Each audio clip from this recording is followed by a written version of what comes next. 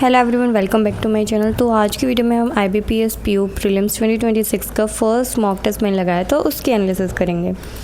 इसमें जो है सबसे पहले मेरा आप स्कोर देख सकते हो 80.32 है। इसमें अगर हम बात करें कि परसेंटाइल क्या रही है, तो इसमें परसेंटाइल भी अच्छी है। जैसा इसकी स्कोर आप देख के पा रहे हो, स्कोर अच्छा है तो परसेंटाइल भी अच्छी है। 98.81 इसमें परसेंटाइल गई है। और अगर मैं आपको सेक्शन वाइज स्कोर दिखाऊं अपना, तो मेरा सेक्शन वाइज रहा है इंग्लिश में 23.75। कुछ क्वेश्चन मैंने स्किप ही कर दिए थे, मैंने चांस नहीं लिया था इस पर। और इसमें जो है मेरा सिर्फ एक क्वेश्चन रॉन्ग हुआ है इंग्लिश का, और एक रीजनिंग में रॉन्ग हुआ है। और रीजनिंग में मैंने गलत पढ़ने की वजह से रॉन्ग किया है, वो मैं आपको आगे बताऊँगी। और उसके बाद क्वांट्स में 21.43 मेरा स्कोर है, और रीजनिंग में 35.14। और स्कोर आप लोग मतलब परसेंटाइल आप लोग देख सकते हो 95 इंग्लिश और रीजनिंग में दोनों में 95 है, और क्वांट्स में परसेंटाइल 91.39 है। ओवरऑल आपने देख ही ली है। अभी हम बात करते हैं कि क्या गलतियां करी हैं मैंने, और क्या हमने इसमें पॉजिटिव पॉइंट है जो अच्छी परसेंटाइल आई है, अच्छा स्कोर आया। तो पहली बात तो इस मॉक का जो लेवल था वो ईजी टू मॉडरेट था। हाई लेवल का मॉक मुझे ये नहीं लगा। इसमें सबसे पहले इंग्लिश में नॉर्मल से क्वेश्चन थे। हाँ, थोड़ा सा मॉडरेट साइड इंग्लिश एक आधे क्वेश्चन भी मुझे लग रहा था, लेकिन इजी टू मॉडरेट ही है ज़्यादा। ठीक है, तो एक ये वाला क्वेश्चन मैंने स्किप कर दिया था, इसमें मुझे थोड़ा सा डाउट लग रहा था। फिर उसके बाद आप लोग देख सकते हो फिलर्स वगैरह आए हुए हैं। देन ये वाले क्वेश्चन मैंने स्किप कर दिए थे, क्योंकि इनमें मुझे डाउट रहता है कि कहीं छोटी सी कहीं मिस्टेक और मुझे नज़र ना आ रही हो, उसकी वजह से। इसमें एक ये भी था कि यहाँ पे तो पूछ रखा था कि कौन कौन सा करेक्ट है, कौन सा स्टेटमेंट, और आगे पूछ रखा था यहाँ पे लास्ट में दे रखा है, यहाँ पे इनकरेक्ट पूछ रखा था। तो वो चीज़ भी ध्यान रखने वाली थी अगर किसी ने ये क्वेश्चन अटैम्प्ट किए हों तो। उसके बाद अगर हम बात करें तो फिर आया था पैराजम्बल, और पैराजम्बल मेरा पूरा ठीक बना है। उसके बाद फिर ये कॉलम बेस्ड एक क्वेश्चन रॉन्ग हुआ है। ये A3 और C2 तो मैंने मार्क किया ही था, B1 भी किया था। B1 में गलती क्या हुई, यहाँ पे ग्रामेटिकल मिस्टेक है, सीधा ING फॉर्म लगा रखी है, पहले कोई हेल्पिंग वर्ब नहीं दे रखी। अदरवाइज़ मीनिंग तो सही बन रहा था, तो ग्रामेटिकल मिस्टेक थी, उस पर ध्यान नहीं दिया। सिर्फ यही गलती हुई है इस वाले मॉक टेस्ट में मेरी इंग्लिश में। उसके बाद RC भी सही लेवल का था, और RC के सारे क्वेश्चन ठीक हुए हैं। फिर अगर हम क्वांट्स की बात करें तो क्वांट्स में कुछ क्वेश्चंस रह गई हैं, बाकी जितना मैं कर सकती थी उतना मैंने किया है, क्योंकि क्वांट्स मेरा एवरेज है।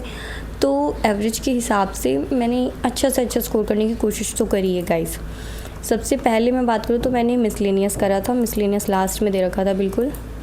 ये देख सकते हो आप, क्वाड्रेटिक इक्वेशंस के क्वेश्चन, देन अप्रॉक्सीमेशन के क्वेश्चन। उसके बाद फिर मैं DI पे आई थी। DI एक ये वाली थी, इसमें एवरेज दे रखा था, मतलब 2 से मल्टीप्लाई करते तो टोटल आ जाते हैं एप्पल प्लस मैंगो। फिर एप्पल की परसेंटेज दे रखी है, तो बाकी के जो बच गए वो मैंगो आ जाएंगे।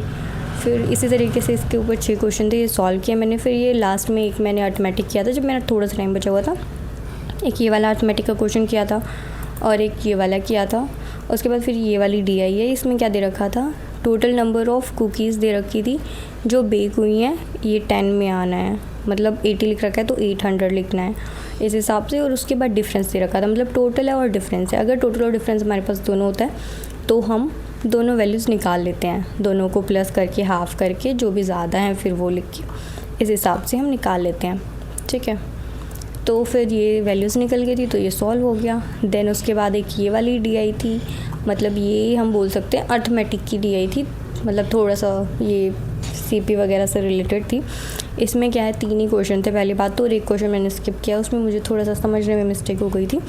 इसमें क्या बोल रखा था, इसमें बोल रखा था कि A की वैल्यू जो है 500 है। यहाँ पे एक A क्या दे रखा था, A दे रखा था यहाँ पे मार्क्ड प्राइस जितना दिया है ना, मतलब जो भी CP है उसमें जो प्लस किया है वो वैल्यू A थी, और मुझे लगा कि ये MRP की वैल्यू है, तो इसलिए मेरे को लगा कि मेरा आंसर गलत निकल रहा है। मैंने सॉल्व किया, तो इसलिए मैंने फिर इसको स्किप ही कर दिया। फिर बाद में तो अर्थमेटिक के क्वेश्चन ये बच गए थे। उसके बाद रीजनिंग की बात करें तो रीजनिंग में एक क्वेश्चन गलत हुआ है, बाकी सारे ठीक हैं। जो गलत है मैं वो आप लोगों को सबसे पहले बता देती हूँ।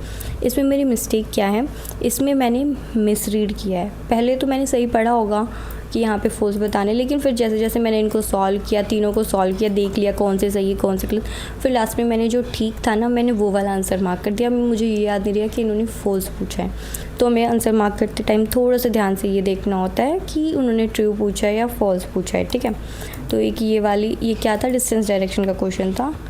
उसके अलावा बात करें तो ये इस टाइप के पेयर फॉर्मेशन वाला क्वेश्चन, ये पेयर फॉर्मेशन हो गया, वो फिर बीच में कितने पेयर बन रहे वो वाला क्वेश्चन था। फिर हमारे इनइक्वलिटी के क्वेश्चन आ जाते हैं, कुछ सिलोगिज्म्स के क्वेश्चन थे। देन अगर हम बात करें तो 8% दे रखे हैं, डिफरेंट फ्लोर्स दे रखे हैं, 2 फ्लैट दे रखे हैं, ए वेस्ट में बैठा है बी के, इस हिसाब से इसको सेट करके जो है ये सॉल्व करना था और ये इजीली हो गया था। इसमें मैं अगर टाइम बताऊं तो मुझे कितना टाइम लगा था, 2 मिनट 36 सेकंड लगा था, क्योंकि इसमें वेरिएबल गिवन नहीं था तो उस हिसाब से थोड़ा सा इजी लेवल ही था। और इजी लेवल था गाइस तभी जो है रीजनिंग में इतने क्वेश्चंस अटैम्प्ट कर पाए। ये चीज़ तो आप लोग देख ही पा रहे हो कि आप लोग भी ये वाला मॉक टेस्ट ज़रूर लगाना और मेरे साथ स्कोर ज़रूर शेयर करना, ठीक है। और उसके बाद आ जाता है ये ईयर बेस्ड वाले में लगभग 3 मिनट लगी है और इसमें टाइम लगता है क्योंकि पहले हमें ईयर के हिसाब से एज निकालनी पड़ती है, फिर वो टाइम टेकिंग हो जाता है, लेकिन हो गया था, ये अच्छी बात है। फिर हमने अपने अगले क्वेश्चन पे आए तो इस क्वेश्चन में दे रखा है 6 पोस्ट दे रखी हैं, एक वेरिएबल दे रखा है और नाम दे रखे हैं 6। इसमें टाइम लगा था 2 मिनट 5 सेकंड, मतलब ये भी सही था क्योंकि हिंट मिल रही थी हमें, रिलेटेड हिंट्स थी तो वो हो जा रहा था। फिर 14% वाला दे रखा है पैरेलल रो में, इसमें भी लगभग 3 मिनट लगी है। तो ये एनालिसिस रहा है। और एक ये वाला क्वेश्चन जो है ये भी बहुत ईजी था, मतलब ये भी विदिन 1 to 2 मिनट्स, मतलब 1.5 से 2 मिनट में तो ये बन ही जाता ईज़िली। अगर मैं हर क्वेश्चन में से थोड़ा सा टाइम और बचा लेती ना तो ये पॉसिबल था होना, क्योंकि इतना हाई लेवल इसमें रीजनिंग नहीं डाल रखी थी। और मैंने बाद में इसको सॉल्व किया ना तो ये बहुत जल्दी सोल्व हो गया था, लगभग 1 से 1.5 मिनट में ये सोल्व हो गया था। इतना ज़्यादा कंफ्यूज नहीं कर रहा था इसमें, तो इसीलिए काफ़ी लोगों ने इसमें फुल आउट ऑफ फुल भी अटैम्प्ट किए होंगे। और एक ही मैंने गलत पढ़ लिया या फिर गलत मार्क कर दिया, उस हिसाब से भी मेरा रॉन्ग हो गया। तो अगर मैं सही भी पढ़ लेती उसको तो भी थोड़ा सा फ़र्क पड़ता है गाइस, 1 मार्क्स बढ़ जाता, जो 0.5 घटे हैं वो ना घटते तो हमारे 1.25 इंक्रीज़ हो जाते मार्क्स, तो उस हिसाब से जो है और स्कोर बढ़ता। तो ठीक है, ये भी अच्छा स्कोर है, देख सकते हो। परसेंटेज हमें वैसे भी सिर्फ परसेंटेज देखनी होती है, स्कोर तो अगर इसमें मेरा 50 भी होता और परसेंटेज मेरी 98 या 99 जा रही है तो वो बहुत अच्छा स्कोर है। उस चीज़ से हमें लेना देना नहीं है, क्योंकि वो लेवल जैसा मॉक का रहता है उस हिसाब से मार्क्स तो चेंज होते रहते हैं, लेकिन हमें सिर्फ परसेंटेज देखनी होती है। और गाइस अभी जो है आप मेंस की तैयारी स्टार्ट कर दो, क्योंकि अभी हमारे पास टाइम कम बचा हुआ है। अगर आप लोगों को SBI में थोड़ा सा भी डाउट भी है ना तो भी कोई बात नहीं, वो आपका IBPS PO में काम आ जाएगा, क्योंकि श्योर तो मैं भी नहीं हूँ अपने को लेके, लेकिन मैं मेंस की तैयारी स्टार्ट कर रही हूँ और मैं आप लोगों को भी यही एडवाइस करूँगी कि आप लोग भी अपने मेंस की स्टार्ट कर दो और अच्छे से आप लोग अपनी तैयारी करो। और PO प्री के मॉक ज़रूर लगाते रहो, ऐसा नहीं है प्रीलिम्स को आपको छोड़ देना है, प्रीलिम्स पे भी पूरा ध्यान देना है, क्योंकि प्रीलिम्स करोगे तभी तो मेंस पे बैठोगे। तो प्रीलिम्स का भी डेली एक मॉक टेस्ट तो भी ज़रूर लगाना है, जब एग्ज़ाम पास में आ जाएगा तो 2 भी लगा सकते हो, ठीक है।